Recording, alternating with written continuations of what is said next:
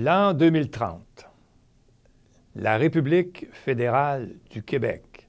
Mes chers amis, c'est avec plaisir que je vous invite aujourd'hui à vous rendre sur le site républiquefédéraleduquebec.com pour visionner un documentaire de 45 minutes portant sur le projet Liberté Nation, un projet que j'ai conçu pour vous tous et pour tous les Québécois, de quelque origine ethnique que ce soit. Ce projet, le projet Liberté Nation, vous voulez savoir de quoi il s'agit? Bien, c'est un projet qui est aussi futuriste, qui concerne d'abord nos 17 régions administratives parce qu'elles sont le fondement même du Québec, parce qu'elles sont la force latente de la nation québécoise. Le projet Liberté Nation vise en quelque sorte à permettre à nos 17 régions administratives de devenir des États autonomes, unis et fédérés dans la future République fédérale du Québec pour faire de la nation québécoise une nation libre, une nation moderne et une nation prospère. Ce droit, vous me posez des questions sur ce droit, eh bien ce droit à l'autonomie gouvernementale, c'est le moyen politique et constitutionnel par excellence qui s'offre aux régions pour se libérer de leur tutelle et de leur dépendance au gouvernement du Québec. C'est aussi le moyen par excellence pour se sortir de ce carcan constitutionnel qui les prive de tous les pouvoirs politiques et économiques si essentiels à leur développement. Vous savez, vous tous qui nous regardez, vous êtes dans des régions différentes et vous savez très bien comment nos régions sont impuissantes, puisqu'elles doivent, chaque fois qu'il y a un projet, quémander leur part de financement du gouvernement du Québec qui, lui, se tourne de bord pour quémander sa part de financement du gouvernement d'Ottawa, et c'est ça qui ne fonctionne plus. Alors, qu'est-ce qu'on fait? Qu'est-ce qu'on fait pour échapper à cette paralysie? Nos régions sont paralysées, vous avez raison. Alors, il faudra créer la République fédérale du Québec qui permettra d'inverser la chaîne de pouvoir pour que cette chaîne-là ne s'exerce plus du haut vers le bas, soit de l'Assemblée nationale vers les régions, mais plutôt du bas vers le haut, soit des régions vers l'Assemblée nationale, vers le gouvernement du Québec et vers les 125 députés, pour que dorénavant, tout ce beau monde sache qu'ils seront soumis avec la République fédérale du Québec à la volonté du peuple, à la volonté du monde dans chacune de nos régions. Nos États régionaux, avec la République fédérale du Québec, pourront se partager avec le Parlement central québécois tous les pouvoirs politiques et économiques, y compris les pouvoirs en matière de taxation, en matière d'imposition et en matière de redevances sur l'exploitation des ressources naturelles. Ces États auront chacun leur gouverneur, leur gouvernement et leur parlement et seront capables de moduler leur avenir selon leurs propres spécificités. Les États ressembleront aux États fédérés d'Autriche, aux cantons de la Suisse, aux États-Unis ou encore aux provinces dans la Fédération canadienne. Mais, évidemment qu'il y a un mais ce changement politique et constitutionnel ne verra le jour que si nous, de la majorité francophone, nous qui portons en nos cœurs ce goût de vivre en français, en Amérique, donc si nous acceptons de refonder le Québec avec nos frères indiens, avec nos frères autochtones, qui nous ont accueillis, qui nous ont aidés, qui nous ont reçus lorsque nos ancêtres sont venus ici en Amérique pour fonder le Canada.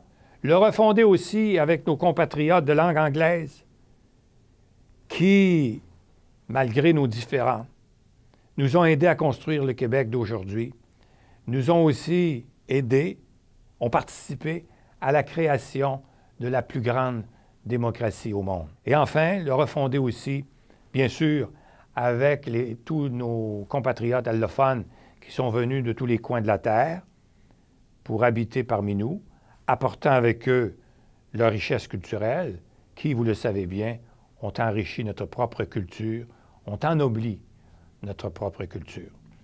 Cependant, c'est une tâche difficile, j'en conviens.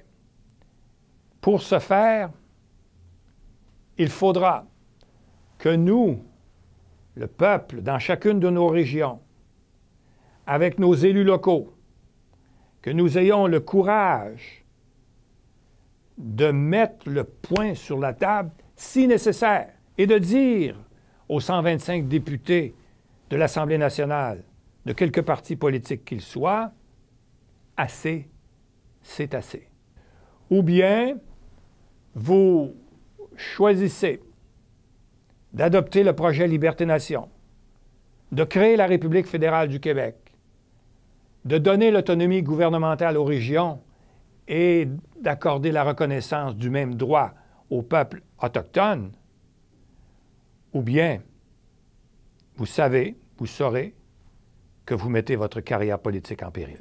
Ce qui vous surprendra lorsque vous verrez le documentaire, ce n'est pas seulement le contenu du projet Liberté-Nation que vous trouverez quelque peu révolutionnaire, mais c'est aussi sa présentation, qui est unique en politique.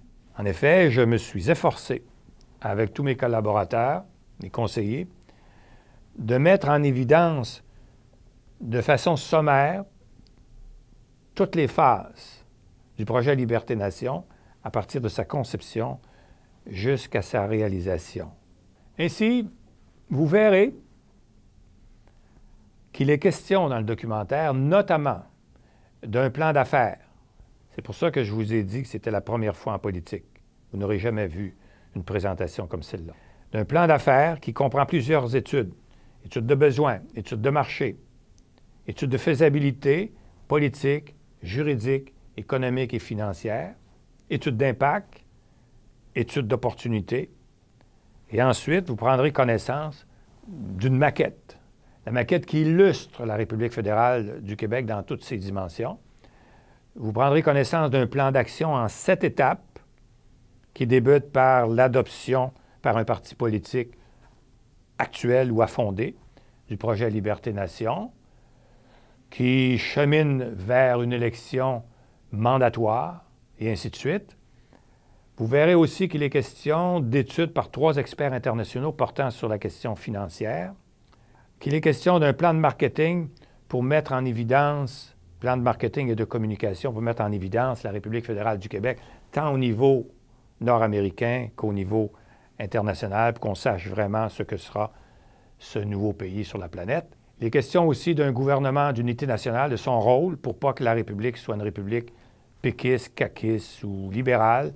Donc, on va vraiment expliquer comment c'est important pour la perception des gens et la réalité aussi. Il est question d'un plan de négociation avec l'autorité fédérale, entre autres le calendrier de transfert des pouvoirs entre le Québec et Ottawa, le Ottawa et le Québec, d'une proclamation nationale de la République et d'une élection présidentielle. Je sais que vous tous qui nous écoutez, vous avez envie de me dire « Maître Bertrand, votre projet est trop ambitieux. » Mais alors, je vous répondrai qu'il est à la hauteur de nos ambitions, de nos attentes et de nos espoirs dans chacune de nos régions. Nous sommes une grande nation. J'allais dire une très grande nation. Nous sommes déjà un pays dans les faits, même si le pays québécois n'a pas d'existence en droit. C'est pourquoi je vous propose de franchir cette dernière étape en créant la République fédérale du Québec qui nous ouvrira toutes grandes les portes non seulement sur le Canada, non seulement sur l'Amérique, mais aussi sur le monde entier.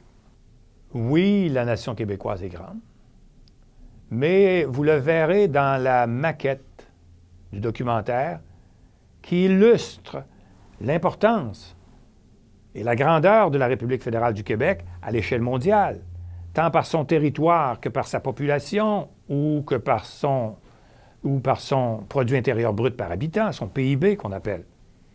Quant aux 17 États de la République fédérale du Québec, ils auront tous leur équivalent dans les 26 cantons suisses ou dans les 9 États fédérés d'Autriche. Point important, 14 des 17 États québécois sont ou seront plus populeux que l'île du Prince-Édouard, province du Canada. Quant à l'État de la capitale nationale, avec ses 700 000 habitants, il est égal à l'État du Vermont et plus peuplé que la province de Terre-Neuve et Labrador qui en compte 510 000. Pour sa part, l'État de Montréal, c'est immensément grand. C'est plus populeux que 15 États américains sur 50, que 6 des 10 provinces canadiennes. Nous sommes une grande nation. En terminant, je ne peux faire autrement que de vous parler de nos liens futurs avec le Canada. La République fédérale du Québec sera une rupture avec Ottawa, mais n'en sera pas une avec le Canada, puisque nous demeurerons unis au Canada, pas dans le Canada, mais unis au Canada comme jamais dans le passé, par un traité d'alliance dans des domaines rigoureusement délimités choisis par les deux parties. La République fédérale du Québec, c'est une continuité historique par l'un de ses peuples fondateurs, le peuple canadien-français. Une continuité historique qui est différente de celle de l'autre peuple fondateur, qui est le peuple canadien-anglais. Mes amis, la République fédérale du Québec, c'est la stature d'un peuple. C'est la stature du peuple québécois, devenu adulte, mature et capable de prendre seul en main son destin et d'assumer toutes ses responsabilités ici comme ailleurs dans le monde. Que vive par vous, que vive pour vous la République fédérale du Québec et nos régions autonomes.